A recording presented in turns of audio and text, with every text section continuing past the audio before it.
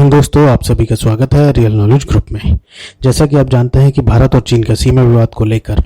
6 महीने से ज़्यादा का समय हो चुका है और अब भी ये विवाद सुलझने का कोई नाम नहीं है, क्योंकि चीन अब भी पीछे जाने को तैयार नहीं है और वो उस पोजीशन पर जस की तस बरकरार है। परंतु अब मोदी जी ने एक बहुत बड़ी डिप्लोमेटिक चाल चली है ताइवान को लेकर, जिसमें चीन बुरी तरह फंस गया है और वो परेशान है कि आखिर इससे बाहर कैसे निकला जाए। आज हम इसके बारे में विस्तार से चर्चा करेंगे। आप इस वीडियो में अंत तक बने रहिएगा और अभी तक अगर चैनल को सब्सक्राइब नहीं किया है तो सब्सक्राइब करना ना भूलें। चलिए दोस्तों, तो आज की इस वीडियो को डिटेल में स्टार्ट कर लेते हैं। हम जानते हैं कि चीन की सबसे ज़्यादा कमज़ोर नस अगर कोई है तो वो है ताइवान।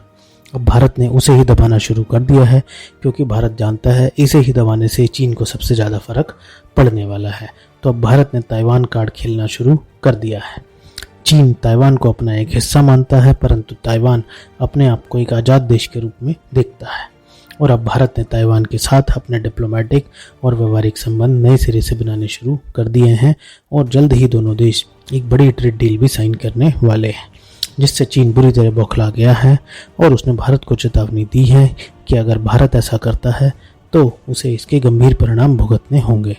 परंतु ये आज की मोदी सरकार चीन से डरने वालों में से नहीं है, पुरानी सरकारों की तरह नहीं है, बल्कि ये सरकार तो चीन को डराने वाली सरकार है, क्योंकि लगातार चीन बाकी देशों को धमकाता रहता है कि अगर आप ताइवान के साथ संबंध रखते हैं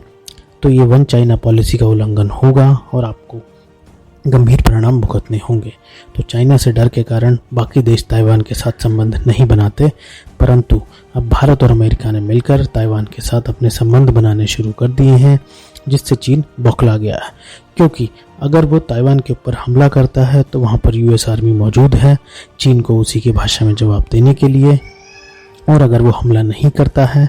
तो भारत ताइवान के साथ ट्रेड डील साइन कर कर बाकी देशों को भी एक संदेश देगा कि आप भी जाइए ताइवान के साथ संबंध स्थापित करिए। ये वन चाइना पॉलिसी का उल्लंघन नहीं, क्योंकि ताइवान अपने आप को एक स्वतंत्र देश के रूप में देखता है, जिससे बाकी भी देश ताइवान को मान्यता देंगे और उससे चीन को दो सबसे बड़े इफेक्ट पड़ने वाले हैं, जिससे चीन बुरी तरह बौखला गया है। पहला तो ये कि अगर ताइवान को एक आज़ादी मिल जाती है तो चीन के लिए एक बड़ी हार होगी, क्योंकि उसके अपने भीतर, चाहे वो तिब्बत हो या मंगोलिया हो या हांगकांग हो, वहाँ पर विरोध प्रदर्शन शुरू हो जाएंगे और वहाँ पर आज़ादी की मांग तेज हो जाएगी, जिसे चीन को संभालना मुश्किल होगा और चीन में एक गृह युद्ध शुरू हो जाएगा, जिससे चीन पूरी तरह डरा हुआ है कि वो किसी भी हालत में नहीं चाहता कि ताइवान को आज़ादी मिले और ताइवान को दुनिया एक स्वतंत्र देश के रूप में देखे।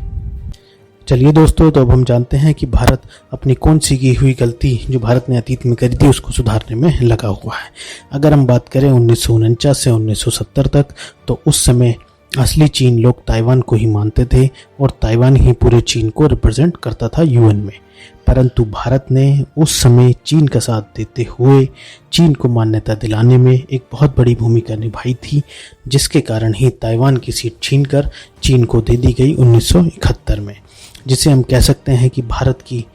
हुई सबसे बड़ी भूल है। उस समय के प्रधानमंत्री जवाहरलाल नेहरू ने चीन पर भरोसा करते हुए चीन का साथ दिया था और एक सांप का साथ दिया था, परंतु आज भारत उसका एक गंभीर परिणाम भुगत रहा है और वो भारत को ही सांप डसने के लिए तैयार बैठा है। परंतु आज मोदी जी उस गलती को सुधारने के लिए तैयारी कर रहे हैं और साथ ही साथ ताइवान को एक अलग देश के रूप में मान्यता दिलाना चाहते हैं, जिससे पुरानी की हुई गलती को सुधारा जा सके और चीन को उसकी घुटनों पर लाया जा सके, चीन को उसकी औकात दिखाई जा सके। आज की वीडियो में इतना ही। आपको ये वीडियो कैसा लगा कृपया लाइक, शेयर एंड सब्सक्राइब करें और कमेंट करना ना भूलें। जय हिंद। चलिए दोस्तों, तो अब हम जानते हैं दूसरे कारण के बारे में कि आखिर चीन भारत और ताइवान की ट्रेड डील को लेकर परेशान क्यों है। उसका दूसरा सबसे बड़ा कारण है कि इलेक्ट्रॉनिक्स इंडस्ट्री। हम जानते हैं कि चीन सबसे ज़्यादा पैसा अपने इलेक्ट्रॉनिक सामानों को दूसरे देशों में बेचकर ही कमाता है, परंतु जब भारत और ताइवान की ट्रेड डील साइन हो जाएगी तो ताइवान भारत को इलेक्ट्रॉनिक्स की टेक्नोलॉजी दे देगा, जिससे न सिर्फ भारत अपनी निर्भरता चीन के ऊपर से कम कर लेगा, परंतु चीन का एक विकल्प के रूप में बनकर उभरेगा और भारत इलेक्ट्रॉनिक्स में एक बड़ा एक्सपोर्टर बन सकता है और चीन को एक बड़ी चुनौती देने वाला है, जिससे चीन की अर्थव्यवस्था का डगमगाना तय है। और भारत ताइवान की मदद कैसे कर सकता है? टेक्नोलॉजी लेने के बदले में उसको एक ब्रह्मोस मिसाइल दे सकता है, जिससे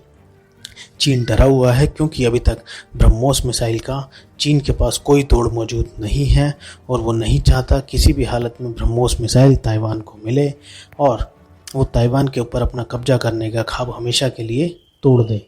इसलिए वो नहीं चाहता कि ये ट्रेड डील भारत और ताइवान के बीच हो।